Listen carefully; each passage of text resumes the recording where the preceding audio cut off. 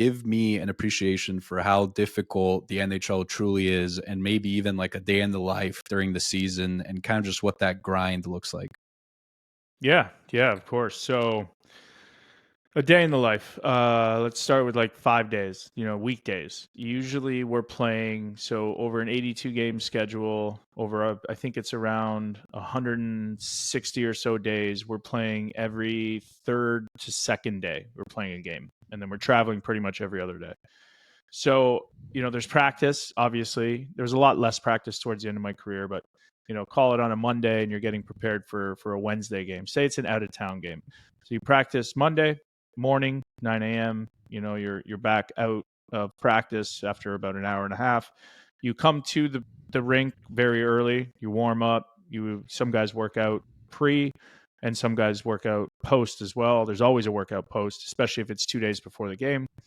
And then there's your recovery and everything else. You get home around, call it 2-3 o'clock, and then you've got your kind of free time. Following the next day before a game, super important practice, which is usually a little lighter. But that day before was a hard practice. Like the coach is putting you through drills and 5-on-5, and because we're 48 hours out. Day before a game, you show up, same thing, 9 a.m. Usually a workout before, or a stretch activation, and then there's the practice, which is usually a little lighter because you're playing the next day, and then there's another workout, always a workout. And then right after that, there's lunch at the rink. So around 12:30, you get off the ice, you do your stretch, blah, blah, blah, cold tubs, recovery, IV, whatever you need. Then there's lunch. You eat lunch at the rink, and then there's a schedule where you're pretty much between the end of practice and workout, you've got about 90 minutes to recover, eat, and then get your ass in your car and go to the flight, because this is an out-of-town game. So we fly, or we drive all individually. Sometimes most times, guys will say, let's partner up, and I'll drive this time, you drive next time. Get to Signature Airport. We check in, we do our, we fly private, go through the screening, get on the plane, fly, get there, bus immediately from the plane to the hotel. Put your stuff in your room, get changed, pick your spot for dinner with the boys. Usually there's groups, and then go to dinner, eat dinner, get home, rest, usually in bed by 7:30 before a game. And then you wake up the next morning, it's game day. You have a morning skate early, kind of just get a good sweat. There's the stretch, obviously, before the activation. Some guys do a light workout afterwards just to get certain things, get the kinks out if they felt something on the ice. Get back home to the hotel. There's usually an early bus and a late bus. Some guys have a different routine. They want to be at the rink early, etc. Get back to the hotel, eat, and you're usually in bed by 12 o'clock. So there's always a nap. Guys always take naps. Some guys don't, but it's very rare. 2 hour and a half to 2 hour nap. Wake up, depending on when you want to get to the rink. There's 2 or 3 buses. Go downstairs for a snack. Then, get to the rink, hop on your bus, get to the rink. Sticks, usually guys are there 4, sometimes 5 hours before a game, sometimes 3, minimum 3.5, I believe it was. Do your sticks, get your stuff. If you're playing, start activating at a certain time. Make sure your skates are all dialed, everything's dialed. And then, get ready to play an NHL game. Then usually after an NHL game, which is taxing enough, and you're usually burning between 4,000 to 6,000 calories, and you're beat up, etc. Then you have, a workout after the game. If you're not playing, you're working out during the game with all the rest of the guys trying to stay in shape.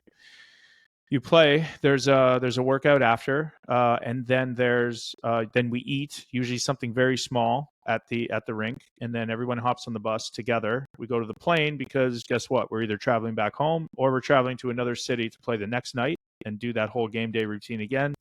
Or we go home, practice day, same run of show, unless we've been on the road for a while and there's a day off. And then you play again. And you can pretty much rinse and repeat that whole schedule for 180 or so days, however long the season is. And that's not including playoffs. And depending on where you're playing, the travel schedule will get shittier as you go out west. And so yeah, man, welcome to, a sneak peek into maybe 72 hours of what you got to do to stay in the NHL. And The reason there's workouts is because the games are so hard and the practices are so hard that you're deteriorating your body. So you have to keep building your body back up in real time throughout the season, so that you don't because you're dropping 6, 7, 8 pounds of water weight and muscle mass.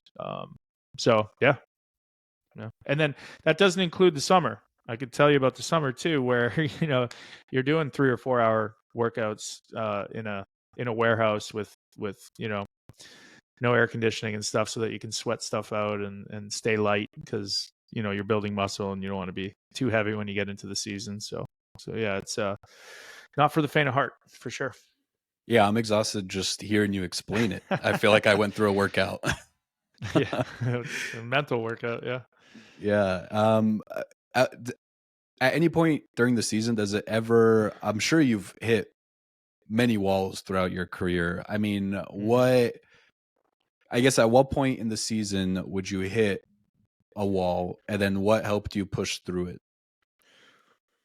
Oh, yeah. I mean, as soon as you get to training camp, you're deteriorating your body immediately, and usually mid-season, first half of the season is like easy-ish, I would say.